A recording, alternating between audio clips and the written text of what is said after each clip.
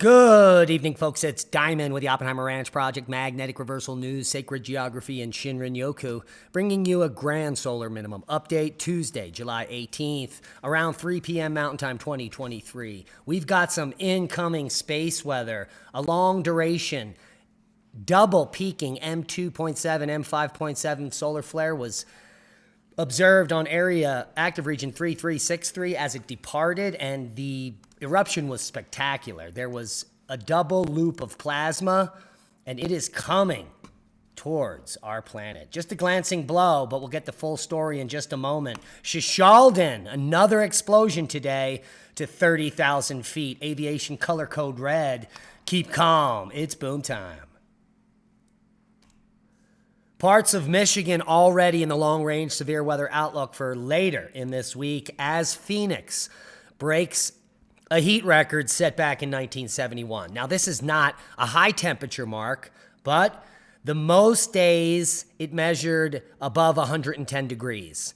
It measured 19 days in a row above 110 or more, breaking the record set back in 1974. Now, remember, it was just as hot back in 1974. Severe weather in the plains, northeast to bring possible flash flooding threats. Holy macaroni, that's the last thing they need. Strong winds topple trees and cause damage in Merrimack, Wisconsin. And it's smoky. Here is the forecast for today. 9 a.m. through the evening in the northeast is going to be some heavy smog, a little wisp here in the center of the country. But overall, the East Coast, pretty smoggy from the Canadian wildfires. Hail map for yesterday, spectacular, 180,000 hail reports of around an inch or larger, 4,000 reports of 1.75 inches or larger. And if you want the full hail map, the big winners were St. Louis, Missouri, Rapid City, and Kansas City, all picking up hail yesterday. Also, Tucson, Indianapolis, and Omaha, Tulsa, Oklahoma, Springfield, and Des Moines, Iowa. And that is, you can find that information at Interactive Hail Maps. And here's the full forecast. Heat and air quality and flood threats, oh my, along with Calvin. The pesky heat wave lingers in the southern U.S. today with records high as possible in Texas, the nexus of the Schmexis and the Four Corners region. It is currently 93 degrees as we record. Air quality remains poor in several spots in the U.S. from Canadian wildfire smoke. Thunderstorms and rain may produce flooding in the Mid-South and saturated Northeast and New England. Calvin is forecast to pass over or very close to Hawaii tonight with some hazards. Here is the poor air quality in gray. Flooding concerns up here in Vermont, New Hampshire, and parts of eastern New York State, and the heat warnings in peach and magenta. Click on your county for more info. Here is Tropical Storm Calvin, key message. Calvin is forecast to pass over or very close to Hawaii County tonight, bringing a period of heavy rain, high surf, and locally strong winds. It's expected to weaken as it moves westward to the south of the other Hawaiian Islands Wednesday and Wednesday night, bringing the potential for some peripheral impacts. It's important not to focus on the exact forecast track and intensity when preparing for Calvin, as it is just a tropical storm. So heads up if you're in the path of Calvin. Record cold Siberia. Antarctica plunges to minus 80.5 C. That's 112.9 below zero. Wow. That is cold. And record cold in Argentina as well, with Mammoth Mountain in California snowpack still at 500% of average. The alarmists are losing their mind. Cold snap in Argentina is record-breaking. Temperatures plunge to minus 12 C in parts of Rio Negro and minus 10 C in El Calafate. Weather alerts issued for over half of the country. Look at this fountain. It's still operating even though it's frozen. So heads up in Buenos Aires. It is chilly. Seismic update. No quakes of note worldwide. It is quiet. Biggest quake is a 5.6 off the coast of Jalisco, Mexico. Taking a look at the seismicity in Iceland, relatively low level since the eruption began, but the air quality is very poor south of the volcano, which has been reopened for hikers again.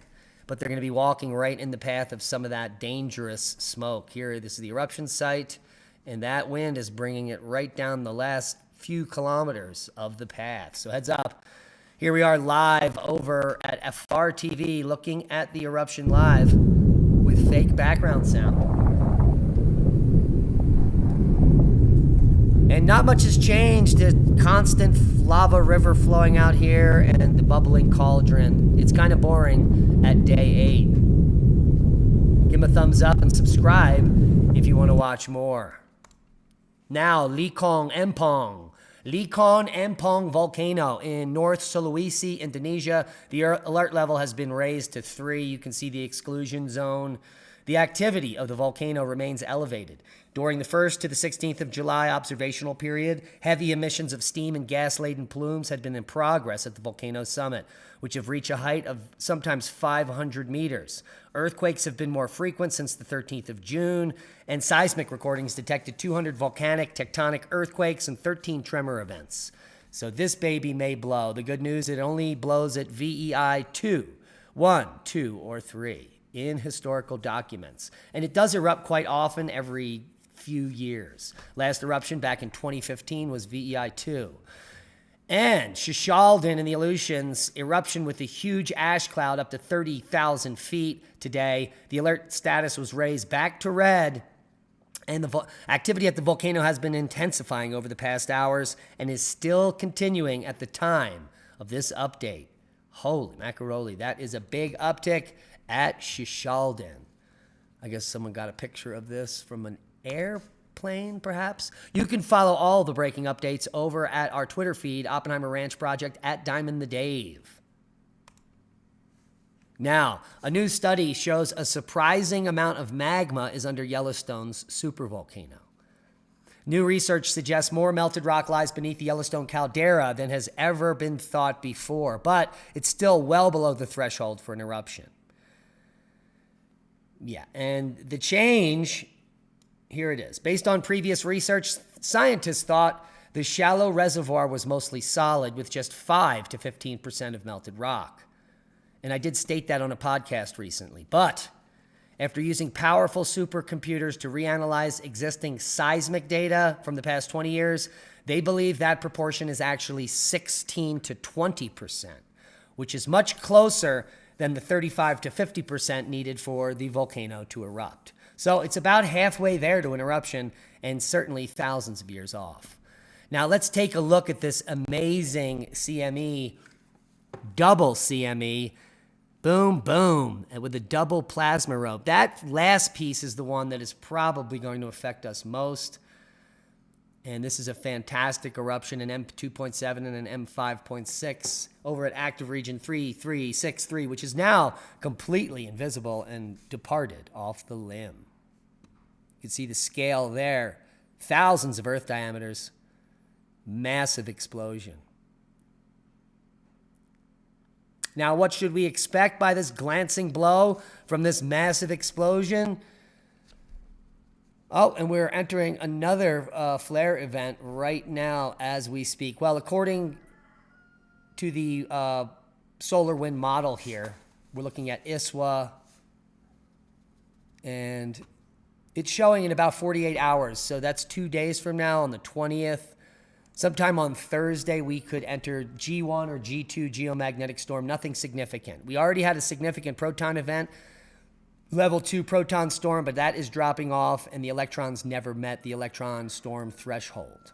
Here's a second small M flare event happening now, but the one in question that we should see some activity from is the double tap. And that is an M2.7 and M5.7, I stand corrected, observed around 3363, should arrive at Earth in just about 48 hours from this video. So heads up and look up. Now I'm going to share with you this pretty cool thing here. This is a Birkeland current simulator. You just change the parameters over here and it gives you different effects. You can extrude it. You can look at it from both angles. Pretty cool stuff. And you can also take a look at the structured atom model and electric universe geology, cosmology, and many other things over here at etherealmatters.org. Mystery object. Australian police warn the public to stay away from a huge cylinder found washed up on a Western Australia beach. object at Greenhead, 250 kilometers from Perth in Western Australia, could be from an Indian space rocket, experts said, but police say it is not hazardous. Yeah, well, you always need to trust the authorities. Some interesting breakthroughs coming out on the Giza Plateau, where one scientist is suggesting that the ocean once lapped up on the edge of the Great Pyramids. The only problem with this idea is that the Great Pyramids currently sit 60 meters above sea level. I don't know if the Giza Plateau is rising, but that could be an explanation on how it is so high currently. The only time sea level was 60 meters higher was about 120,000 years ago during the Eemian Warm. Now, a lot of people think that Mesa Verde is a fraud. It was reconstructed from piles of debris, but that can't be further from the truth. Here is a picture from 1888 when it was discovered by the first white man, not actually discovered. And there's another shot. It looks quite intact here at the Palace House. And in fact, shortly thereafter, by 1900, they were working on efforts to preserve the buildings. Leah and I will be taking a trip out here to do a full documentary on Mesa Verde in a week, so stay tuned. A sailor and his dog found after months stranded in the Pacific. This is an amazing feel-good story. 3 months lost at sea, and he lived drinking nothing but rainwater and raw fish. Call it a real-life castaway. Australian sailor Tim Shattuck looking gaunt and haggard, but alive. Saved after missing for 3 months at sea, say his rescuers. This video shot by them and obtained by 9 News Australia. I have not had enough food for a long time. The 54-year-old and his dog Bella found on their catamaran by a Mexican tuna trawler in the Pacific Ocean. The duo surviving by eating raw fish and drinking rainwater. Amen, and thank God he was found by that Mexican tuna fishing boat. Now we're going to end with some interesting things here. A cannabis serum grows hair. It says right here, weed, hair growth, and small study that researchers claim showed superior results.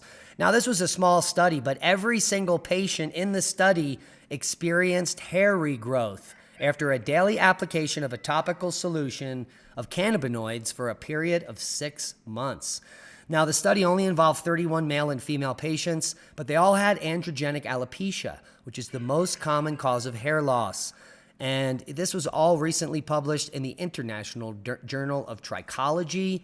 So we will leave you links to that paper, Hair Regrowth with Novel Hemp Extract, a case series. And I'm going to be making up some lotion. Now, if you need a place to go, a sustainable eco-village that's not politically oriented to the left, which most of them are, with ideologies of veganism or other things like that, which most of them are, check out this intentional community in Gasquet, California. I just watched a video on it, and you can find a few videos on this place, but there's amazing places to live. And you can apply to become a member. It's free. All you have to do is become part of the sustainable eco-village that's there up in California. So if you're interested in that and you have no place to go and you're a loner, check out the membership, what it's all about, the lifestyle that goes on there. And it looks like it could be a good fit for many of our viewers. This could be a good fit for many of our viewers. A video I just produced last night on humans being in South America maybe 27,000 years ago, and maybe even earlier. Some sloth bone pendants are making, well, occupation in the Americas much, much earlier than anyone assumes. And that's a boom. Please share this video as we are a shadow band and we need your help to grow. Become a Patreon, support the work we do. We love you. Be safe.